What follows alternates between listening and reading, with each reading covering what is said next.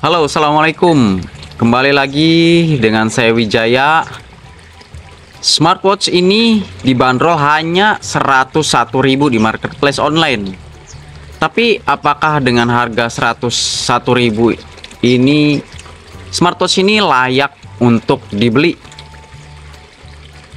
Ayo kita bahas. Inilah full review dari HiWatch Pro Smartwatch. Check this out.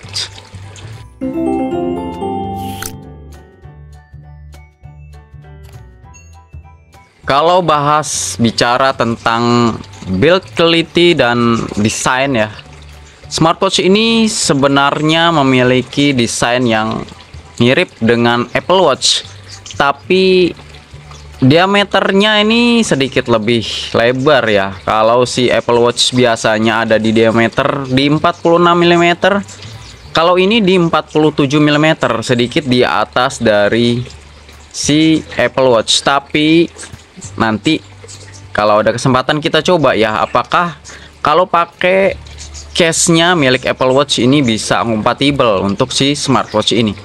Harga 101.000, tentunya material yang dihadirkan di smartwatch ini ya terbilang ya tidak terlalu mewah ya. Wajar saja harganya memang sangat minimalis. Tapi kalau dilihat ya, ini masih kelihatan cukup solid dengan material polikarbonat. Kemudian di baliknya sebelah kanannya ini ada tombol crown ya yang bisa kita putar, dan ada aksen warna merahnya. Tapi sayangnya di tombol-tombolnya ini sangat terlihat murah teman-teman. Kalau saya perhatikan ya, tombolnya ini sangat tidak solid ya, ada goyang-goyang seperti ini ya, tidak terlihat kokoh. Sangat kelihatan murahan sih. Di bagian belakangnya ini tonjolan dari sensornya ini cukup besar ya, cukup tinggi ya. Ini mungkin akan nanti kalau kita pakai di tangan akan ngecap ya. Lalu untuk instalasi strapnya, dia hanya ada variasi untuk kliknya ya. Jadi ini tidak ada penguncinya ya, hanya kita geser saja untuk masuk ke dalam instalasi strapnya ya, di atas maupun di bawahnya. Tapi kalau saya coba menggunakan strap miliknya Apple Watch ini masih bisa kompatibel ya, tidak kendor, pas, namun ya seperti ini, tidak ada penguncinya.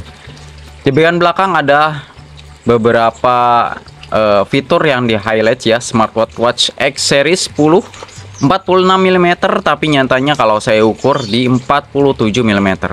Aluminium dan keramik case, heart rate dan Bluetooth call ya.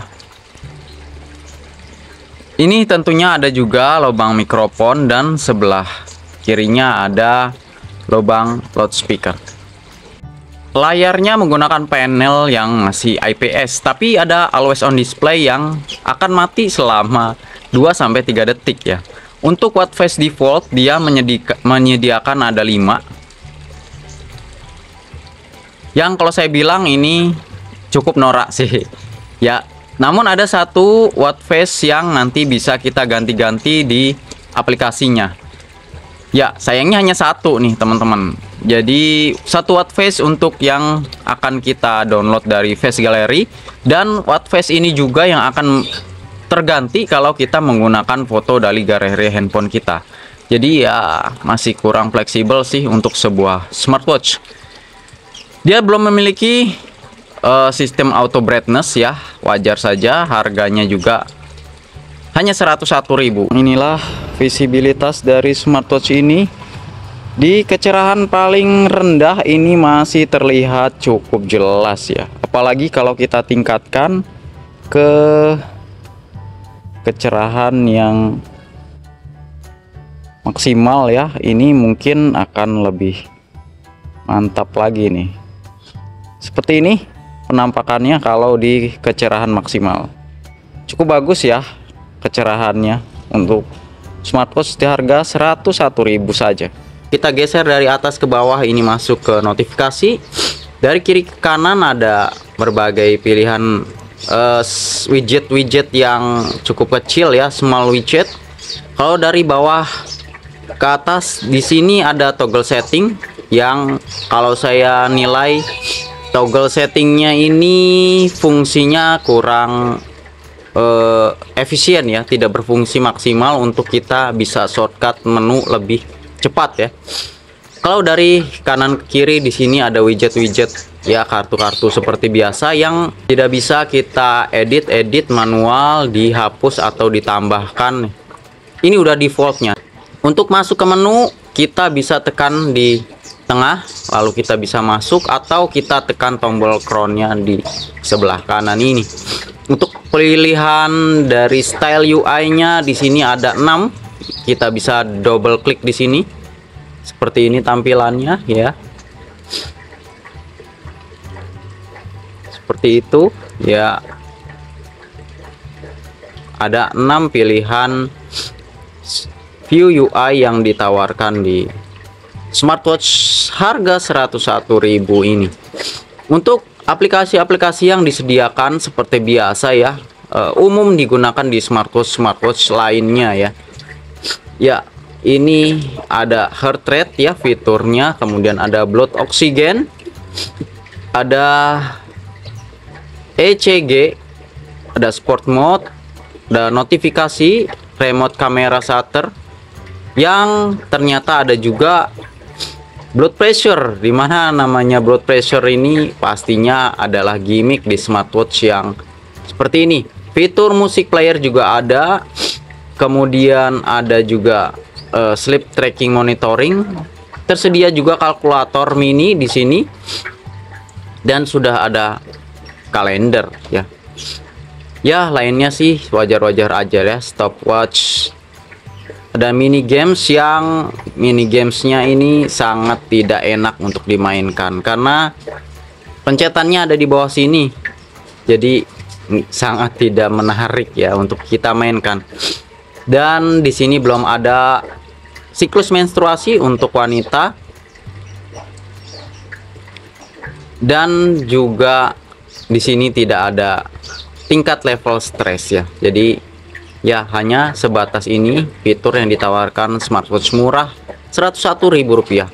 Di bagian bawah sekali ada more atau menuju ke setting.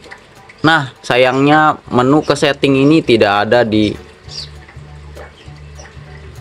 shortcut menu yang biasanya harusnya sih disediakan ya. Apalagi di sini kan akan ada pengaturan brightness yang sering biasanya kita gunakan kalau smartwatchnya kita gunakan untuk dibawa ke tempat outdoor ya, untuk meningkatkan brightnessnya secara manual. Nah di pengaturan teleponnya, pengaturan smartwatchnya ini ada setting waktu secara manual dan tanggal secara manual. Ini sangat bagus ya disediakan di smartwatch, sehingga kita tidak selalu harus menyandingkannya dengan si smartphone ya, sehingga ini bisa dijadikan sebagai layaknya jam manual, jam biasa, bukan jam smart ya.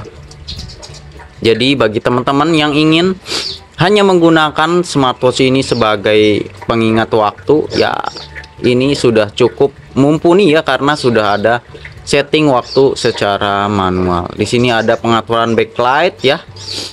Backlight time ini untuk waktu mati layar.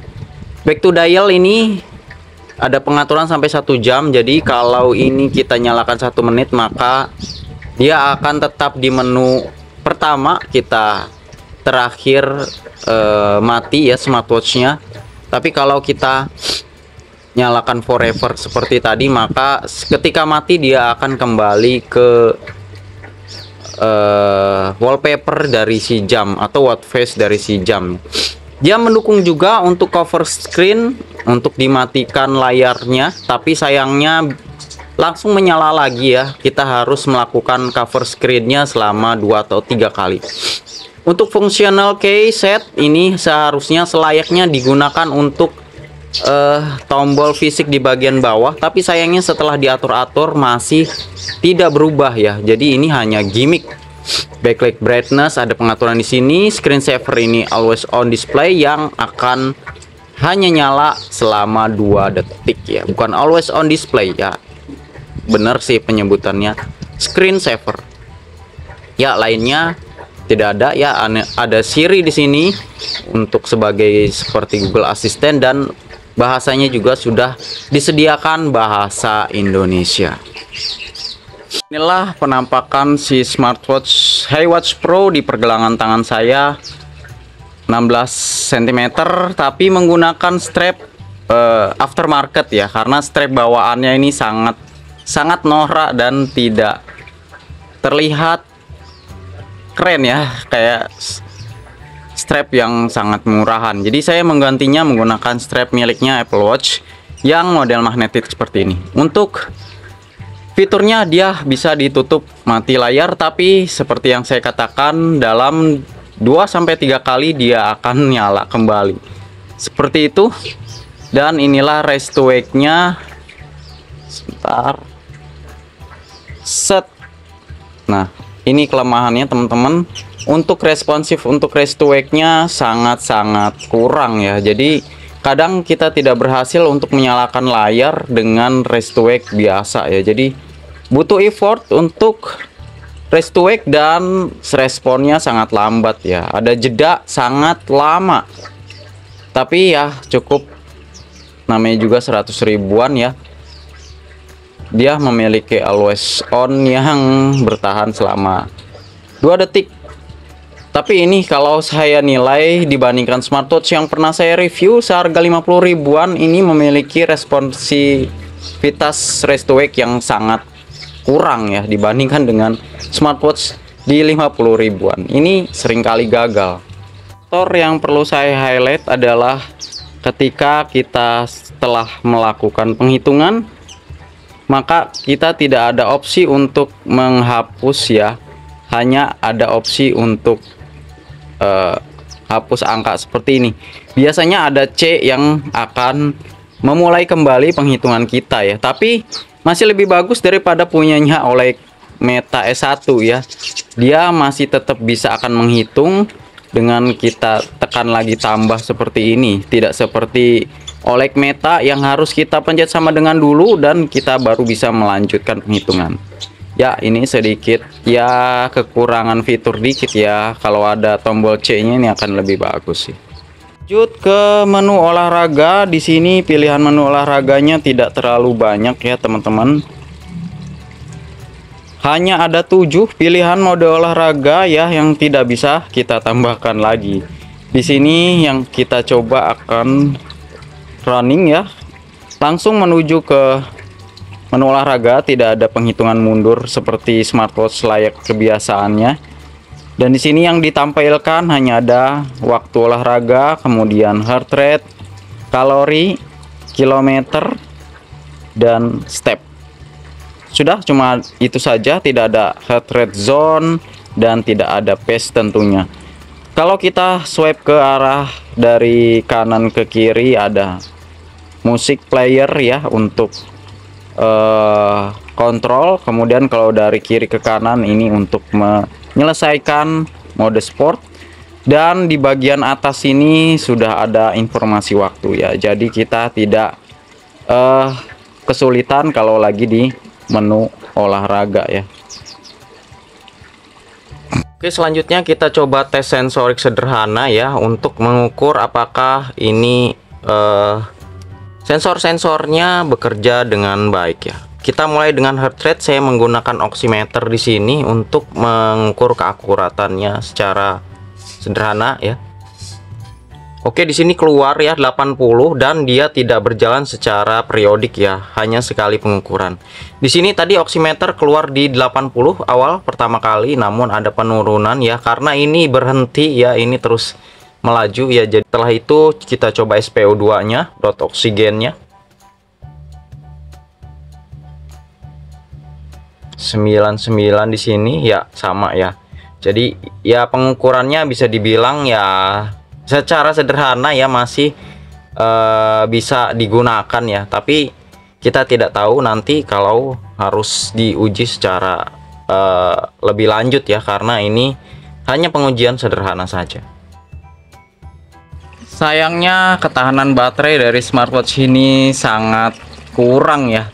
Ia memiliki baterai 200 mAh yang biasanya smartwatch lain bisa dapat di 4-5 hari. Tapi di smartwatch ini hanya bertahan 1,5 hari teman-teman. Dengan penggunaan normal hanya menggunakan notifikasi saja. Jadi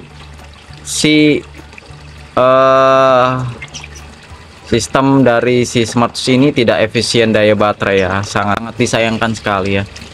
Coba saya pasangkan casing miliknya Apple Watch yang 46 mm ini bisa dipakai ya. Tapi pastikan kalian menggunakan case yang modelnya rubber seperti ini, karena ini sedikit ditarik ya. Kalau dihitung secara keseluruhan ini diameternya 47, tapi kalau pakai casing 46 mm ini masih bisa ya, masih bisa digunakan. Dengan catatan ini harus ditarik-tarik ya, karena ya nggak sesuai. Kalau pakai PC case mungkin ini tidak akan bisa. Untuk sertifikasi ya, di deskripsinya dia menggunakan sertifikasi IP68. Namun saya tidak menyarankan untuk kalian gunakan basa-basahan nih, karena ya harga 100.000 ya, mana tahu deskripsinya itu klaimnya itu tidak sesuai ya. Jadi untuk keamanan sih menurut saya tidak usah dipakai untuk mandi atau dipakai untuk wudhu. Tapi kalau sekedar kebasahan kena hujan ya mungkin masih aman lah ya. Untuk aplikasi penyandingannya menggunakan HiWatch Pro ya aplikasinya, dan saya sudah melakukan pairing, dan untuk pengaturan yang ada di aplikasinya cukup simpel ya. Nah ini tapi yang sangat penting ya, untuk pengaturan raise to wake-nya hanya ada di smartphone ya, tidak disediakan pengaturannya di smartwatch. Ini sangat menyulitkan, padahal sudah memiliki fitur pengaturan waktu secara manual. Sayang saja kalau raise to wake-nya tidak sekalian disematkan di smartwatch-nya ya. Kemudian alarm juga tidak ada pengaturannya di smartwatch ya, hanya ada di smartphone-nya. Selain itu ada Find smartwatch ya, Find, kemudian remote untuk kontrol shutter kamera. Ini adalah untuk pengaturan notifikasi ya, kalau kalian ingin notifikasinya masuk ke si smartwatch-nya, teman-teman bisa diaktifkan di sini. Kemudian ada dial setting, ini untuk mengganti watch face, kemudian reset device, remove. Othernya hanya ada untuk pengaturan vibrate ya, untuk getar, auto upgrade, background setting, dan privasi setting ya. Tidak banyak pengaturan yang ada di smartphone-nya, dan juga ini belum bisa share data ke Strava. Selanjutnya kita lihat di watch face yang disediakan ya, ini sudah dikategorikan dan semuanya gratis. Untuk mengganti watch face-nya di aplikasi HiWatch ini ke smartwatch ini sangat lambat ya teman-teman, jadi membutuhkan waktu yang cukup lama. Dan adapun ini watch face yang disediakan ya tidak terlalu banyak, dan cenderung banyak yang sama sih menurut saya ya, tidak cukup menarik ya, walaupun ya namanya juga smartwatch murah ya. Jadi kalau kalian ingin mengganti watch face-nya ya, lebih baik kalian cari gambar wallpaper yang ada di online ya, lalu kalian terapkan di smartwatch. Seperti yang saya lakukan, ini sudah saya gunakan wallpaper yang saya download dari online ya, dan ini bisa diterapkan di smartwatch ini. Untuk posisi jamnya hanya bisa di kanan kiri dan atas bawah ya, tidak fleksibel, bisa kita atur sesuka hati, dan informasinya juga hanya waktu dan tanggal saja yang bisa kita atur. Gulir paling bawah, dan di sini ada custom dial yang tentunya kalau kita klik kita bisa mengganti gambarnya sesuka hati ya, posisinya seperti yang saya bilang. Dan untuk warna informasi waktunya hanya bisa warna putih, jadi teman-teman juga perlu selektif untuk memilih wallpaper yang akan kalian terapkan untuk si smartwatch-nya. Kita coba gimana suara alarmnya ya, apa bersuara apa enggak. Kita coba pasang di 1 menit ke depan. Apakah ini berbunyi ya? Jadi ini coba kita perhatikan di 647.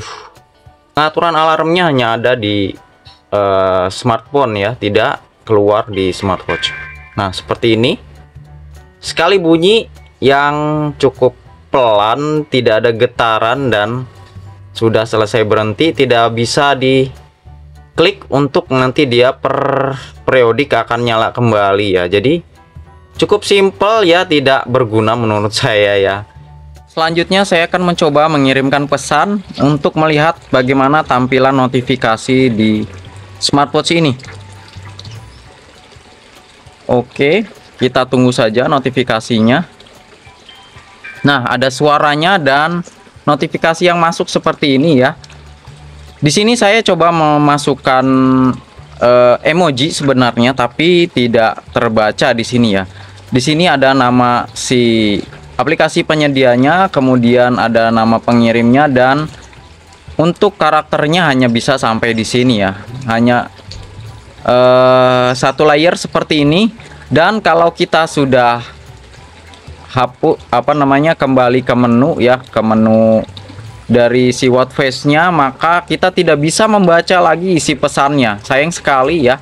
Jadi hanya satu yang ditampilkan dan kita tidak bisa melihat kembali isi dari notifikasi di smartwatch ini. Ini kekurangan yang cukup fatal sih.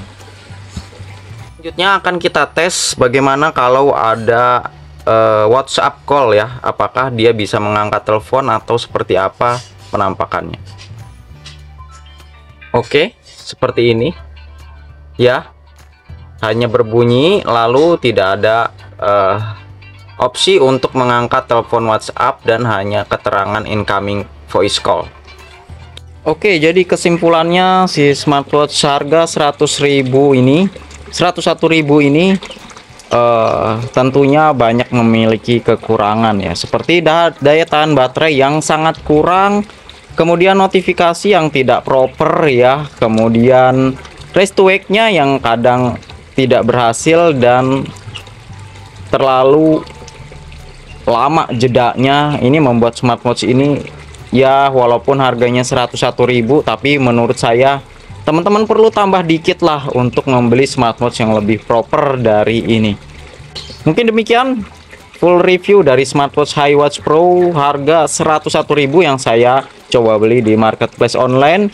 Kalau video ini berguna, silahkan klik like dan juga tentunya jangan lupa subscribe. Kalau mau juga smartwatchnya, kalian bisa lihat di deskripsi, nanti link pembelian saya sertakan. Demikian video ini, sampai jumpa di video selanjutnya. Bye guys.